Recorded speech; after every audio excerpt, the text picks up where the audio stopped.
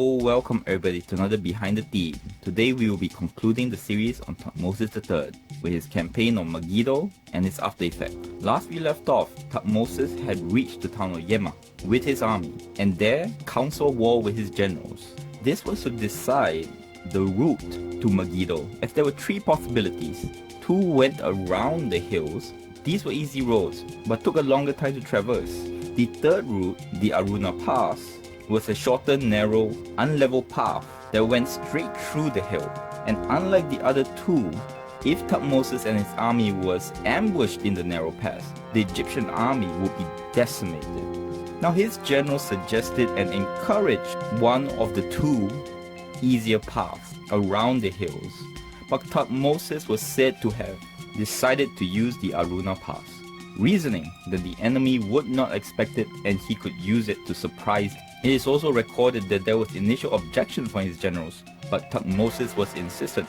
This decision though proved to be the right choice, as unbeknownst to Thutmose, the Prince of Kadesh had divided his army in two, 8 miles apart, and was defending the two easy roads to Megiddo, thus disassembling the chariots and carrying their supplies. The Egyptian army very rarely crossed the Aruna Pass.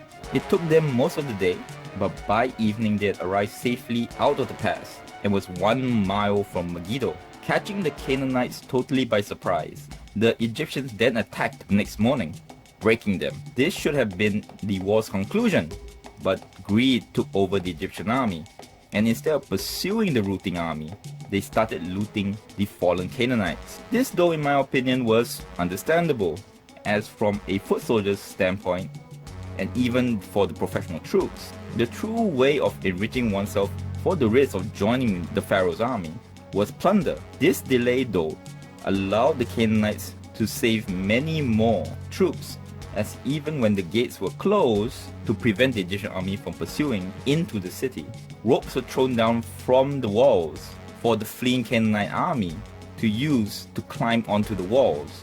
This one delay then stretched into a 7-month siege of Megiddo, which was not really a fort or even a walled city.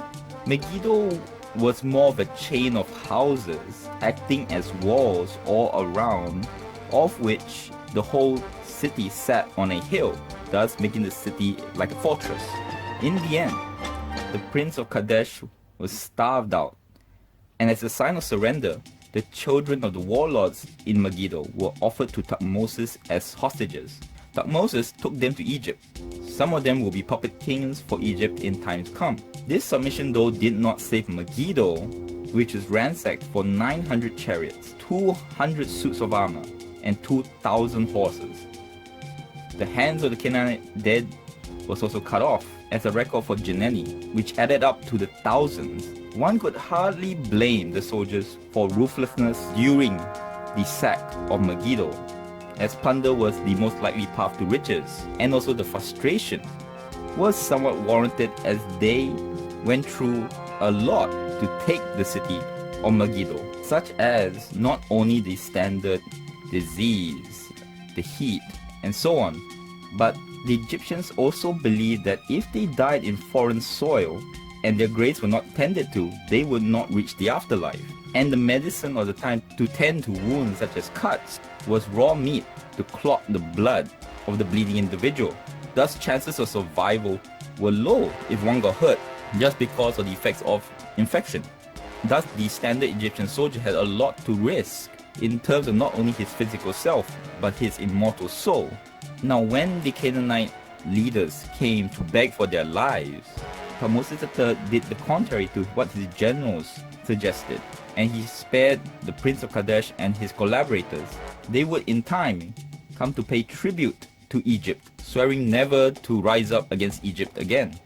From here, he would expand further, even sailing his army up to beat the Mitanni, which could be said to have induced the Prince of Kadesh to revolt in the first place. But with Thutmose's reputation and the might of the Egyptian army, the Mitanni ran away into the Aegean plains, and Thutmose decided to cap his conquest of their lands at the Euphrates, and his revenge on his enemies also extended to the dead. as 30 years after her death, Thutmose had the images of his stepmother, Hatshepsut, defaced. That was because she had took the role of Pharaoh for herself instead of allowing it to pass for the time that she was alive to Thutmose III. He did this so she could not reach the afterlife. Thus, Thutmose III not only survived the greatest threat to his rule, but succeeded greatly, leading to 16 more campaigns to increase the Egyptian empire to its largest size in history. By the end of his reign, he ruled an empire of 2,000 miles from Lebanon in the north to the Sudan in the south. Thus, we end the series on Thutmose III. I hope you enjoyed this fascinating life story like I did. So like, comment, subscribe, and thank you very much. Till next word.